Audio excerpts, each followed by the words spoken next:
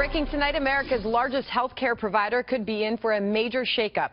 President-elect Trump is now signaling that the status quo at the VA will not be allowed to continue under his watch, and that improving care for our veterans could be all about limiting the government's current monopoly on services. Peter Ducey has the latest from inside President-elect Trump's Mar-a-Lago estate, where key meetings on the VA took place just yesterday. Hey, Peter.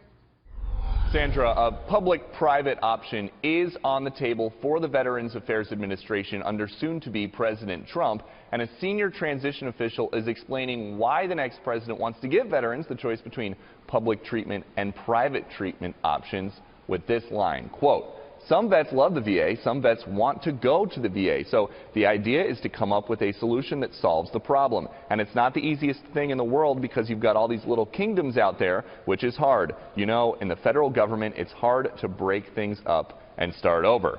And now the president-elect is also talking about why a private option is appealing to him. I don't want to see veterans waiting in line for 2 weeks. And, you know, in many cases they have a minor illness, and it takes so long to see a doctor, it turns out to be a major illness and beyond that. And I don't want to see that anymore. So we'll see what happens. We don't have many other details yet, and this is a shift that some major veterans groups have signaled they will not like. But it fits with the final promise of a 10-point plan listed on a website laying out the president-elect's positions. Number 10 says, quote, "Ensure every veteran has the choice to seek care at the VA or at a private service provider of their own choice. Under a Trump administration, no veteran will die waiting for service." The news about the possibility of a public-private option came after the president-elect met at Mar-a-Lago with executives from some of the world's best healthcare providers, including the Mayo Clinic, Johns Hopkins, Partners Healthcare, and the Cleveland Clinic, whose CEO, Dr. Toby Cosgrove, has been mentioned by transition sources as a leading contender to win the VA secretary nomination. On a conference call with reporters this morning, a transition official said the president-elect is not feeling pressure to quickly nominate a VA secretary, instead saying that this is taking so long because he wants to make sure he finds someone who shares his understanding of what the VA's most urgent needs are. Sandra? All right, thank you, Peter Ducey. Joining me now with more, a powerful panel for you tonight. Mark Thiessen served as chief speechwriter to President George W. Bush and is a Fox News contributor. Nomiki Konst is the host of The Filter on Sirius XM Progress and an investigative reporter at the Young Turks. And Guy Benson is a political editor at townhall.com and a Fox News contributor. Good to see all of you tonight. Mark, is it a good idea to shake up the whole system? It absolutely is a good idea. And look, what Trump is proposing here, and again, it seems to be very early in the process, but it's not particularly new or controversial. In 2014, Congress passed and President Obama signed the Veterans Choice Act, which allows veterans who live more than 40 miles away from a VA facility or have been waiting in line for more than 30 days to go to a private doctor. So what Trump seems to be talking about is dramatically expanding that to more veterans. And I think it's a great idea. It's very much like school choice.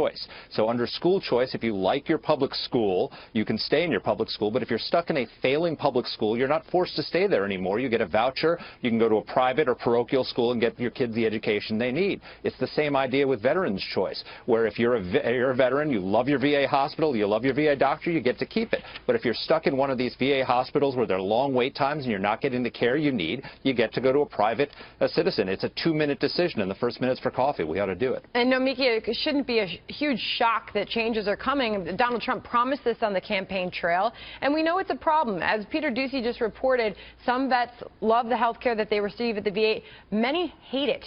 Something needs to be done. He identified that. He won the election. Veterans deserve the best care possible, and no doubt the VA needs reform. But this is all rooted, the problems root in the fact that the VA has not been funded properly. Over the past decade, Republicans have been playing political football, cutting funding for the VA. Just in 2015 alone, there was $1.4 billion cut, led by Republicans. That's $690 million of the VA that was cut. Of course, the goal was they wanted to privatize the VA so they could make money off of the VA and veterans. The reality is this would all be solved. Veterans would receive the proper care if the VA was funded completely. The problem is it's been slashed and cut, and the expense goes, I mean, our veterans, our heroes are suffering the consequences of political games. All right, so Guy, I mean, this partial privatization, they say this is just one of the options on the table. And I want to tell you what we're dealing with as far as what Americans want here. The vast majority of veterans, 87%, believe the federal government should provide a health care system, but 50%, half of them, say the healthcare system that's being provided is just not living up to the promise. Well, it definitely is not living up to the promise, not just in substandard care that we've seen in a bunch of instances around the country, but also long waiting lines, many of which were covered up infamously by bureaucrats trying to protect their own fiefdoms and their own bonuses in that horrible VA scandal. The status quo is unacceptable, and our veterans deserve better. Now, it's a canard, unfortunately, that the VA has not been funded. Since 2000, the VA's budget has roughly tripled. Since 2000, okay? So this is not just, hey, let's take out the money shovel and pile more cash onto this. This is a systemic problem that needs root and branch reform, and giving the opportunity to veterans to escape a system that might be failing them and go seek private care with some of that taxpayer money. I think, like Mark, I'd say that's a no-brainer. All right, we all agree we want the absolute best for our veterans in this country.